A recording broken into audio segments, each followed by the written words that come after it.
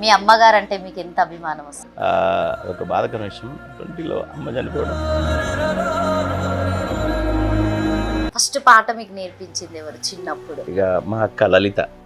సిద్దిపేట పోయి చీరేదేస్తిని రోహో ఔరా మధ్యల కాడ నీవన్నే కాడు ఔరా మధ్యల కాడ.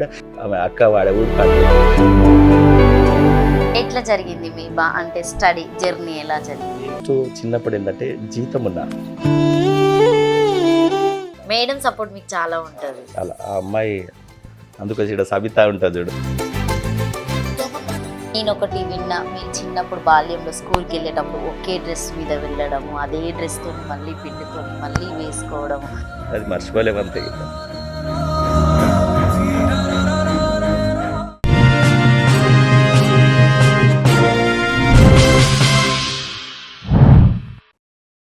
మాటల్లో చెప్పవలసింది మొత్తం మీరు పాటలోనే చూపెట్టారు. అసలు మీ అమ్మగారు అంటే మీకు ఎంత అభిమానం వస్తుంది? మామూలు కాదు. అమ్మ అంటే అమ్మ నాన్న ఇద్దరు. కాకపోతే దేవుడు అదొక బాధకర విషయం, 20లో అమ్మ చనిపోవడం. కరోనా టైంలో అమ్మ చనిపోయిన తర్వాత 15 నాన్న చనిపోవడం వెంటనే జరిగాయి. అది నా జీవితంలో దేవుడు అంత ఇచ్చిండు, కానీ వాళ్ళు లేరని ఒకటి మాత్రం మర్చిపోలేకపోతున్నా. అది వెంటాడుతుంటుంది. ఆ పాటకు మధ్య నా జీవితానికి వాళ్ళు చెప్తూ ఉండేదా, అమ్మ నువ్వు ఇంత స్థాయికి ఎదిగినావు? ఎందుకంటే మీరు అక్కడెక్కడో తండాలో ఒక చిన్న ప్రదేశంలో ఉన్నటువంటి భిక్ష నాయక్ గారు ఈరోజు వాళ్ళు ఏంటంటే ఇక్కడ మీ కొడుకు ఒక టీవీలో వస్తున్నాడు, మీ కొడుకు ఒక ఆడ ప్రోగ్రాంలో లేదని జనం చెప్తుంటారట. ఇక అమ్మ మా కొడుకు వస్తుంది అట్లా చూసేది, అంతా తెలియదు అనుకుంటా. అదే ఓహో టీవీలో మా ఊరు పాడతాడు, క్యాసెట్లో వస్తుంటే ఏదైనా వాళ్ళు మా నాన్న ఎడ్ల బండి ఉప్పుకుంటూ అన్నీ తిరుక్కుంటూ పోతుంటాడు. అయితే ఇట్లా ఉప్పుకుంటూ అన్ని ఊర్లలో కరీంనగర్, సిద్దిపేట, ఈ మెదక్ జిల్లా ఇవన్నీ తిరిగేవాళ్ళు బాగా.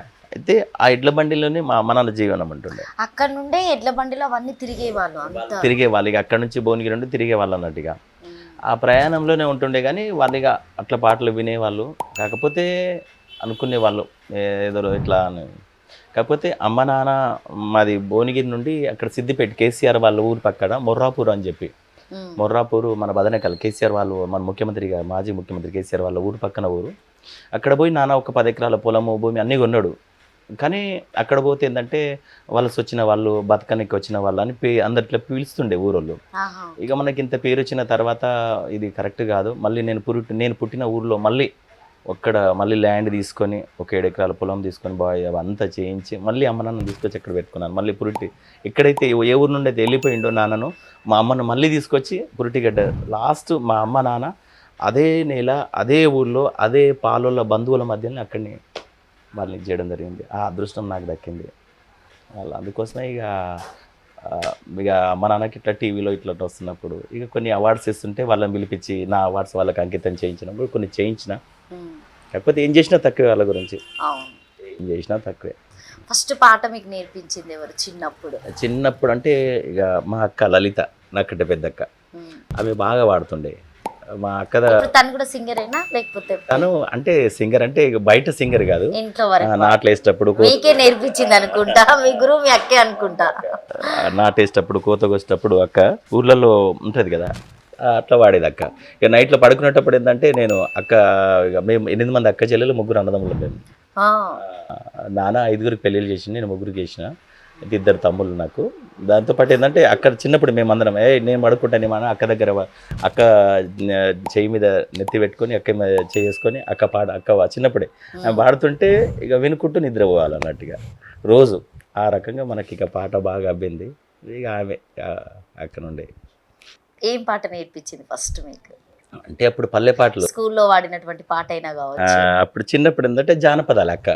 ఏంటంటే సిద్దిపేట పోయి చీరేదేస్తిని రోహో ఔరా మధ్యల కాడ నీవన్నే కాడు ఔరా మధ్యల కాడ చీరే మంచిది గాని సింగూనలు వదురు ఔరా మధ్యల కాడ.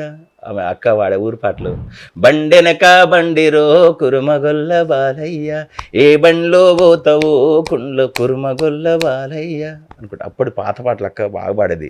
సో మీరు సేకరించిన పాటలే కాకుండా మీరు ఓన్ గా రాసుకుంటారు, నేను మూవీస్ రాసుకున్నా. కూడా పాడడం జరిగింది కదా. సో movies లో ఆల్బమ్ కూడా. సాంగ్స్ అవును. అయినా కూడా. సో ఇప్పటి వరకు ఎన్ని ఆల్బమ్ సాంగ్స్ చేశారు? ఒక్కటని కాకుండా బాగానే బంజారాలో సోమ్లాల్ నాయక్, జూమ్లాల్ నాయక్ వారి తర్వాత బంజారా పాట మార్కెట్లో వాళ్ళు రైటర్స్, వారు రాసే పాటను ఇవాళ మొత్తం పాడేది మనమే గనక ఒకటని కాదు కానీ చాలా పాటలు పాడి ఉండొచ్చు. ఇటు క్యాసెట్లో అయితే ఒక 1500 పాటలు. సో అప్పుడు క్యాసెట్లు, ఇప్పుడు యూట్యూబ్ ఓపెన్ అప్పుడు చేయగానే క్యాసెట్లు, పాట, మ్యూజిక్. తర్వాత సీడీ, దాని తర్వాత మెల్లగా దానికంటే ముందు రేడియో, దాని తర్వాత దూరదర్శన్, దాని తర్వాత టీవీ, వన్స్ మోర్ ప్లీజ్. ఇవన్నీ అంటే ఏ రోజు కూడా నేను ఇన్ని పాడినా ఇదని ఏ రోజు కూడా వెనక తిరిగి చూడలేదు. చేస్తూ వెళ్ళిపోతూనే ఉన్నారు కంటిన్యూ. ఇంకా ఆ పాట వినిపిస్తుంది, ఓహో ఇది నా పాట కదా అనుకునేవాడు. ట్రాక్టర్లో లేకపోతే ఆటో ఎక్కినప్పుడు, లేకపోతే ఎవరు మొబైల్లో, ఓహో ఇక అది వినడం. ఇక నేనని కూడా ఎక్కడ చెప్పను, వినడం హ్యాపీగా, ఓ ఇది మన పాట కదా అనుకునేవాను అంతే. ఇది మనమే పాడినాం కదా. అప్పుడు మనకు వీడియో తీసుకునే ఫోన్స్ లేవు కాబట్టి అప్పుడు తీసుకునే అంత ఉంటే తీసుకునే వాళ్ళేమో అప్పుడు. ఇప్పుడు చాలా మంది పిల్లలు యూట్యూబ్లో ఒక పాట పాడిన ఒక 1 మిలియన్ పోయింది అనుకో, నేనే తోపు అనుకుంటా. అవును. అంటే ఈ రోజుల్లో కళాకారుడికి వాల్యూ లేదు, ఒక రైటర్కి వాల్యూ లేదు, ఒక సింగర్కి వాల్యూ లేదు, ఒక సీనియర్ అనేది మాత్రం అసలు చూడడం లేదు. అంటే ఎప్పుడు వచ్చినామా కాదు, బుల్లెట్ దిగిందా ఏదో మహేష్ బాబు సినిమాలో మేమే తోపు అనుకుంటారు. కానీ ఇట్లా వచ్చే వాళ్ళు ఇట్లానే తొందరగానే వెళ్ళిపోతారు. కానీ మనం పడ్డటువంటి బాధలు, నేను భిక్షునాయక్ అంటే నమ్మకపోయేది. అయితే చిన్న క్యాసెట్ మీద కవర్స్ ఉండే కదా, జేబులో పెట్టుకుని పోయేది. అరే నేనేరా భయ, నేను మహానటి సినిమాలో వస్తుంటే నేను అని అంటారు చూడు, నేను పాట వస్తుందే పోస్టర్ పట్టుకుంది నేనే అనుకుంటున్నాను. అంటే మరి గొప్పగా నంబర్ ఊకో ఆయన ఏడుంటాడో భిక్షునాయక్, ఈయన వాడిండా ఎట్లున్నాడో సింపుల్గా ఉండవు అట్లా అనుకుంటారు. ఎప్పుడు సింపుల్ అయిపోయి మనది. ఇప్పుడు కూడా ఎట్లా జరిగింది మీ అంటే స్టడీ జర్నీ ఎలా జరిగింది? నేను సేవ బొల్లెపల్లిలో చదువుకున్న తర్వాత, అంటే ఫస్ట్ చిన్నప్పుడు ఏంటంటే జీతం ఉన్నా 10-12 సంవత్సరాల వయసులోనే జీతానికి వెళ్ళారు అప్పుడే. కానీ చాలా ఇబ్బందిగా ఉంటది కదా వాళ్ళ దగ్గర పని చేయడం అనేది. 8 మంది అక్క చెల్లెలు, జీవనం కష్టం. ఇప్పుడు బతకాలంటే ఏదో ఉండాలి. అయితే పెద్ద జీతగాడు చిన్న జీతగాడు అట్లా ఉంటుండే వాళ్ళకి. చిన్న జీతగాడు ఏంటంటే ఆవులు మేపే వరకు. అయితే అక్కడ జీతం ఉండి అక్కడ పనులు చేసుకుంటూ, మళ్ళీ అక్కడ రాత్రి బడి చదువుకుంటూ, మళ్ళీ అక్కడ నుంచి ఒక షాప్లో కూడా కొన్ని రోజులు జాబ్ చేస్తూ, అంటే చదువుకోవాలి. అక్కడ నుంచి హోటల్లో పని చేసుకుంటూ రోజు టీ తీసుకుపోయి స్కూల్లో మన ఇస్తారయ్య సార్ వాళ్ళకు, మన శంకరయ్య సార్ వాళ్ళకు టీ పోయాలి రావాలి. అట్లా రోజుకు 1 అవర్ నేర్చుకునేవాడిని. జీతం ఉండేవాడిని, మళ్ళీ ఇక్కడ హోటల్లో పని చేసేవారు. రాత్రి బడిలో చదువుకునేటోని. స్టడీని ఎక్కడ ఆపకుండా కంటిన్యూ చేసుకుంటూ, అక్కడ అమ్మ నాన్నకి ఇచ్చిన మాట కోసం జీతం ఉన్నా, నాకు ఒక ఆలోచన, చదవాలనే ఆలోచన ఉండే, చదువుకున్నా. మళ్ళీ అక్కడే రాత్రి బడికి పోతే అక్కడ రోజు పాటలు నేర్పించేది. ఆ పాటల నుండి ఇక నాకు ఇంకా తోడైపోయింది. ఇక అట్లే ఎన్ని కష్టాలున్నా, ఎన్ని ప్రాబ్లమ్స్ ఉన్నా ఆ పాట ముందు ఇట్లా మర్చిపోయేది. చిన్నప్పటి నుంచే మర్చిపోవడం, కష్టాలనే మర్చిపోవడం సింపుల్గా అన్నట్టు. సంతోషాన్ని ఎంత హ్యాపీగా తీసుకుంటానో కష్టాన్ని కూడా అంత సింపుల్గా మర్చిపోతాను నేను. సో నేను ఒకటి విన్నా, మీరు చిన్నప్పుడు బాల్యంలో స్కూల్కి వెళ్ళేటప్పుడు ఒకే డ్రెస్ మీద వెళ్ళడము, అదే డ్రెస్ తోని మళ్ళీ పిండుకొని మళ్ళీ వేసుకోవడము. సో అప్పుడు ఉన్నటువంటి వేరు కాలం. సో ఇప్పుడు భిక్షనాయక్ గారు రోజుకు ఒక 10 షర్ట్లు మార్చుకునే అంత లెవెల్కి వచ్చారు మీరు. అది మర్చిపోలేమంతే. అప్పుడు హాస్టల్లో గవర్నమెంట్ షర్ట్ ఇచ్చేవాళ్ళు, నెక్కనన్నది బటన్స్ ఉండవు కదా, అవి బూసిపోతుంటే కాంట పెట్టుకునే వాళ్ళం, అట్లా చేసుకొని. ఇక తర్వాత కాకపోతే రోజు అందరికంటే బాగుండాలని చెప్పి మంచిగా పిండుకొని ప్లేట్లో ఐరన్ చేసుకునే వాళ్ళు, ప్లేట్తో షర్ట్ని ఇస్త్రీ చేసుకొని నిక్కర్ వేసుకొని నీట్గా ఉండే. అంటే వెళ్ళే టైంలో అట్లా ఆ జీవితంలో ఏది. కాకపోతే కొన్ని అవి మీరు అది చెప్తుంటే నాకు ఎందుకంటే ఆ లైఫ్ అనేది ఎక్కడి నుంచి వచ్చినాం అనేది అది ఎప్పటికీ అది మర్చిపోలేము. అది సో మీ పిల్లల్ని అయితే మంచి స్టేజ్లో పెట్టారు. రియల్ అసలు వాళ్ళ అదృష్టం ఇక అది. నేనైతే తండ్రిగా బాబుని బీటెక్ చేయించాను. తను ఇప్పుడు ఎంటెక్ ఫస్ట్ ఇయర్ చేస్తున్నాడు ఎల్పియు పంజాబ్లో. పాపది నారాయణ ఐఏఎస్ అకాడమీలో డిగ్రీ చేసింది, సివిల్ నారాయణ. ఇప్పుడు సివిల్స్ ప్రిపేర్ అవుతుంది. వాళ్ళని జన్మనిచ్చినాం, వాళ్ళ తలరాతను మనం మార్చలేం, వాళ్ళ రాతను వాళ్ళు మార్చుకోవాలి. తండ్రిగా ఇంతవరకు తీసుకొచ్చిన. కానీ వాళ్ళు ఏంటంటే మీరు పాడే ఒక పాటే వింటారు కానీ పాట వెనుక ఎంత కష్టం ఉన్నది అనేది కూడా వాళ్ళకి తెలియదు. అంటే పాపం మా మిస్సెస్ చెప్తుంది వాళ్ళకు, మేడం సపోర్ట్ మీకు చాలా ఉంటుంది. చాలా. ఆ అమ్మాయి అందుకోసం ఇక్కడ సబిత ఉంటుంది. ఓ సూపర్ గిఫ్ట్, తనకు కూడా గిఫ్ట్ ఇచ్చేసారు మర్చిపోకుండా. విషయం ఎంత తేడిపోయినా ఇక తను మనలో సగం. నాకు అందుకే ఇక్కడ నాతో తోడుగా ఉండే మా సత్యమని మా భార్య, నా పాటకు బాట వేసిన గురువు ఇక్కడ. అంటే వీళ్ళిద్దరు నా ఎస్ఎస్ తోనే స్టార్ట్ అయ్యారు వాళ్ళు కూడా సబితా ఇద్దరు. సోమ్లాల్ సబితా సోమ్లాల్ నా జీవితానికి ఇక వాళ్ళే కదా. ఇక కనుక ఎంతమంది జీవితంలో మన ప్రయాణంలో చాలా మంది పరిచయమైన అవును. అవి రెండు వెలకట్టలేనివి, వదులుకోలేనివి. వాళ్ళకి మనం ఎంత ఇచ్చినా కూడా తక్కువే ఏదైనా కూడా. ఎందుకంటే ఇవాళ మా మిస్సెస్ లేకపోతే నేను లేను, మా పాట కూడా లేదు. నా ప్రతి ఒక్క పాట నేను రాసేటప్పుడు రాత్రి పిల్లలు చిన్నగా ఉంటుండే, నాకు అప్పుడు ఈ మొబైల్స్ లేకుంటుండే కదా. ఏదైనా పాట అమ్మాయి పడుకునేటప్పుడు కూడా, మా మిస్సెస్ పడుకునేటప్పుడు కూడా పేపరు పెన్ను తీసుకొని పెట్టుకునేది. ఏ రాత్రి అంటే ఇట్లా సవిత అనగానే పాపం లేచి రాసేది.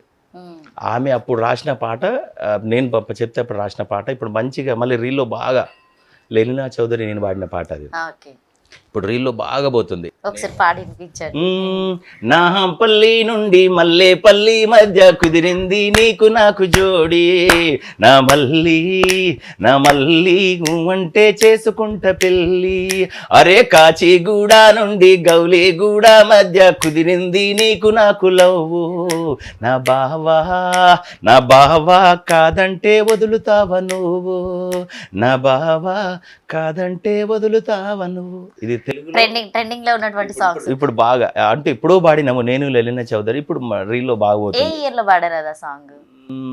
దాదాపు ఒక 15-16 ఇయర్స్, 15 ఇయర్స్. సో అప్పటి నుండి ఇప్పుడు మళ్ళీ ఇప్పుడు వచ్చింది 2024లో ట్రెండింగ్ అయిపోయింది. 2003 ఇదే పాటను బంజారాలో కూడా పాడాను. అవును, ప్రతిది తెలుగులో వచ్చినటువంటి సాంగ్ కంపల్సరీగా మీరు బంజారాలో రాస్తారు, అంటే వాళ్ళకి కూడా తెలియాలని చెప్పేసి. తెలుగులో మా చాలా ప్రాంతాలలో ఇంకా భాష రాని వాళ్ళు ఉన్నారు, యాస తెలియని వాళ్ళు ఉన్నారు.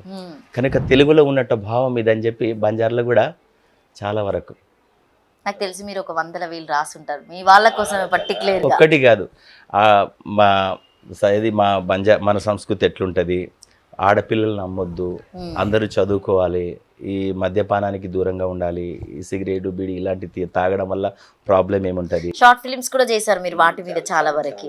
చాలా ఒకటని కాదు, నా ఎదురుగా వచ్చేటి చాలా చేసుకుంటా పోయినా రిటర్న్ మళ్ళీ నేను అంటున్నాను కదా, ఏదైనా వీడియో చూస్తే ఓహో ఇది నేను చేసినా అనిపిస్తుంది, ఓహో ఇది నాదేనా, విన్ని చూస్తే తప్ప మనకు గుర్తుండవు. అంటే ఇన్ని చేసుకుంటా ఇప్పుడు దాదాపు 30 సంవత్సరాలు, అంటే 12 సంవత్సరాల పిల్లగాని అప్పటి నుంచి పాడుతున్నానంటే ఈ ప్రయాణంలో యూట్యూబ్లో భిక్షునాయక్ అని కొడితే చాలా వస్తాయి, వాళ్ళందరూ ఎవరు పెట్టారో కూడా తెలియదు నాకు. సో టీవీ షోస్ కూడా చాలా చేశారు. దరువులో కూడా మీరు బాగా పాడారు. దరువులో నా రసమై దరువులో నా ఎపిసోడ్ కోసం ఉదయవాణి గారికి బంజారా డ్రెస్ స్పెషల్గా వేసి నిజంగా చాలా, అసలు ఆ టైంలో రసమయ్య బాలకృష్ణ. సో మీకు బెస్ట్ కాంప్లిమెంట్ అప్పుడు ఏమి ఇచ్చారు? ఉదయభాన్ గారు అయినా కావచ్చు, రసమయ్య బాలకృష్ణ గారు కావచ్చు. ఉదయభానక్ అయితే మేము కలిసి అమెరికా ఇట్లాంటి చాలా కంట్రీస్లో ప్రోగ్రామ్ ఇచ్చాము. అక్క ఆ రోజు బాగా వన్స్ మోర్ ప్లేస్లో కూడా అక్కతో పాడడం జరిగింది స్టార్టింగ్. మళ్ళీ ఒక జూనియర్ సింగర్గా పాడడమే వన్స్ మోర్ నుండి మొదలుకొని ఒక సెలబ్రిటీ అయిన తర్వాత మళ్ళీ ఉదయభాన్ అక్కతో మళ్ళీ పాటలు పాడడం, తనతో కలిసి జర్నీ చేయడం, ప్రోగ్రామ్ చేయడము. ఆ అక్క అంటుంటుంది, భిక్షు ఇప్పుడు చూసినా ఏ కంట్రీలో ఉంటాడో తెలియదు, ఏ స్టేజ్ మీద ఉంటాడో తెలియదు, ఇవాళ మన టీవీ దగ్గరికి పట్టుకొచ్చినా అంటది. నెలలో 10 రోజులు ఉంటారనుకుంటా ఉప్పల్లో, అంతే. ఏంటంటే ఇవాళ ప్రోగ్రామ్ ఉందనుకో మార్నింగ్ దుబాయ్కి వెళ్ళిపోయి మళ్ళీ నైట్ రావడం, బెంగళూరు ఉందనుకో మార్నింగ్ వెళ్ళి నైట్ రావడం, ఫ్లైట్కి వెళ్ళి. అదృష్టం ఏంటంటే దేవుడిచ్చిన వరం అది. ఆయన ఎడ్ల బండిలో మనం పోషించిండు. వాళ్ళ పాట కోసం ఒక పాటను ఒక టికెట్ బుక్ చేస్తే భిక్షు బయలుదేరి అంటారు, వెళ్తాను చేసుకొని మళ్ళీ రిటర్న్ వచ్చేస్తాను. అది ఈ జన్మకు దేవుడిచ్చిన వరం, అది అమ్మ నాన్న ఇచ్చిన వరం, దేవుడిచ్చిన వరం, మన గురువు గారు. చివరిలో మీ మమ్మీ డాడీ మీతో ఏం షేర్ చేసుకున్నారు? అంటే నాకు దక్కింది ఏంటంటే, అమ్మ కరోనా టైంలో అమ్మ మనతోనే ఉంటుండే. అయితే ఏందనంటే అరే కరోనా టైంలో ఇంటికి వచ్చింది, మనతోనే ఉన్నది. ఇక మా మిస్సెస్ ఏంటంటే మా అమ్మకి సేవలు అట్లా చేస్తుండే. ఏమనుకోక ఒక 2 months ఈ సమ్మర్ ఉంది కదా అమ్మని నేను చేసుకుంటా అని చెప్పి, అమ్మకు కొంచెం హెల్త్ బాగాలేకుంటుండే. అబ్బో అమ్మకు స్నానం చేయించడము, అమ్మ బట్టలు ఉతకడము, అమ్మకు మంచిగా చూడడము. కానీ అమ్మ నేను వచ్చే వరకు ఇంట్లోకి వెళ్ళి బయటికి వెళ్ళదు. ఎప్పటికీ ఇంత పెద్దగా అయిపోయినా అసలు నేను వచ్చినానుకో వచ్చే వరకు అమ్మ నాన్న పడుకోరు, నా దగ్గరే ఉంటుండే ఇక్కడ ఉప్పల్లోనే మన ఇంట్లోనే. నేను ఎప్పుడు ఏ రాత్రి వస్తే అప్పుడు, ఒకవేళ అలసిపోయి సోఫాలో పడుకుందనుకో మెల్లగా వస్తుంది, 2 కాళ్ళు తన కాళ్ళ పైన పెట్టుకొని బాగా కాలు ఒత్తడము. మళ్ళీ నేను ఏడలేస్తానని చెప్పి 1 గంట 2 గంటలు పడుకుని అట్లే కూర్చునేది మా అమ్మ. ఇక అట్లా ఆమె ఎంత వెదిగినా ఆమెకు ఇంకా చిన్నపిల్లగా అట్లా ఉంటుండే సేవ్ అది చేసినట్టే. ఇక ఆమె లాస్ట్లో ఏమన్నదంటే సిద్దిపేటలో ఇల్లు ఉంది మనకు, అక్కడ సిద్దిపేటలో డ్రాప్ చేసి వచ్చేసిన తర్వాత మళ్ళీ కరోనా అయిపోయింది వచ్చి తోలుకోపోరా అన్నది. సరే అమ్మా అని చెప్పి పోయినా. అంటే ఆ రోజు ఏంటంటే బయలుదేరరా అంటే వస్తా అని చెప్పిన. ఎక్కడి వరకు వచ్చినవరా అంటే అమ్మ షామీర్పేట దాటినా అంటే సరే మెల్లగా రారని చెప్పి. ఎప్పుడు మా అమ్మ మా నాన్న బట్టలు వాళ్ళిద్దరు ఒకే బ్యాగ్లో పెట్టుకుంటారు. అలాంటిది ఆ రోజు మా అమ్మ తన బట్టలు వేరే పెట్టుకుంది, నాన్న బట్టలు వేరే పెట్టి వస్తుండేవాడు అంటే వస్తున్నా అని చెప్పి ఎదురు చూసుకుంటూ మంచం మీద అట్లే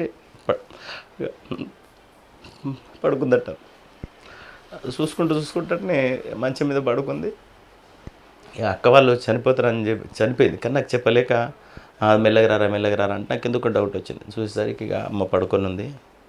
ఇక అమ్మను అట్లనే తీసుకొని నా కార్లో మొదటి సీట్లో ఆమె మా బాబుని పాపను ఎవరిని మా నాన్న కూడా కూర్చునేది, మా మిస్సెస్ని కూడా మొదటి సీట్లో అమ్మ కూర్చోవలసిందే లెఫ్ట్ సైడ్లో. ఆమె అదే సీట్ ఇచ్చేసి ఆ ఇన్నోవా కార్లో సీట్లో ఇట్లా పడబెట్టుకొని అంబులెన్స్ వద్దు నా కార్లో నేను తీసుకుని ఇక్కడ అప్పుడు కరెంట్ టైంలో భిక్షు హైదరాబాద్లో వద్దు, ఇంట్లో వద్దు, మీ ఊరికి తీసుకెళ్ళంటే ఆమె లేని నాకు జీవితం ఎక్కడిది.